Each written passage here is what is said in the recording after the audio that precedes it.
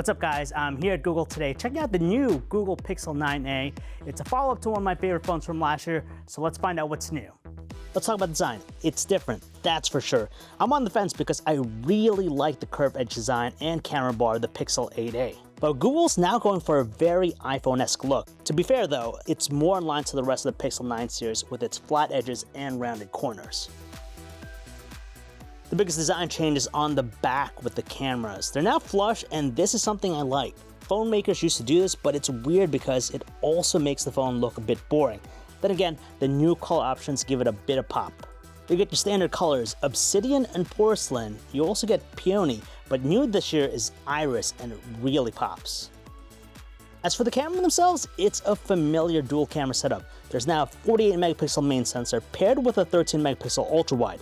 However, the Pixel 8a has a 64 megapixel main sensor.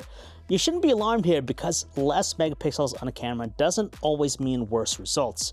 For the first time, it's getting a proper macro mode which appears to be captured with the main camera as opposed to the ultra wide. I'm also excited because for the first time on the A series, it's getting a proper astrophotography mode, which I'm definitely going to try out. There's also a lot of fun stuff it borrows from the rest of the Pixel 9 lineup, like Add Me that allows the photographer to be stitched into the shot with the help of AR. There's now a larger 6.3-inch actual display. For a budget phone, it looks great as always, plus it still has a 120Hz refresh rate, which makes it much better than the 60Hz one in the iPhone 16e that I'm still annoyed about. I didn't get a chance to play some videos, but I'm sure it's going to be fine. I just hope the OLED panel is going to be brighter in our testing.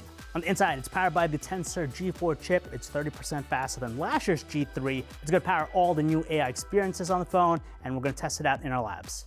It's awesome that Google's using the same chip in its budget model as the rest of the Pixel 9 series. However, we previously benchmarked the chip and it doesn't beat Apple's A18 or the Snapdragon 8 Elite. With it though, it allows the Pixel 9a to run many of the same new Google AI features on the flagship Pixel series, like Pixel Studio, Best Take, and Gemini Live. However, you only get 1 month of Gemini Advanced versus the full year that came with the other Pixel 9 devices. I'm really curious about how this will impact the battery. I'm kind of optimistic it's going to be much better than the Pixel 8a because it has a larger 5100 mAh battery, so that should help out a lot when paired with the power efficiency of the Tensor G4. For a budget phone, it's also nice knowing that Google's pledging 7 years of software updates, but my absolute favorite part about the Pixel 9a is the price. It's the same as last time, which is a big deal. Unlike Apple, Google's keeping the price of the Pixel 9a at $499. That looks much better on paper than the $599 cost of the iPhone 16e. So that's what I'm most excited about. Let me know in the comments below what piques your interest the most. Don't forget to keep your eyes peeled on our channel for our full review. Follow us on social @TomsGuide. I'm John V, and I'll see you in my next video.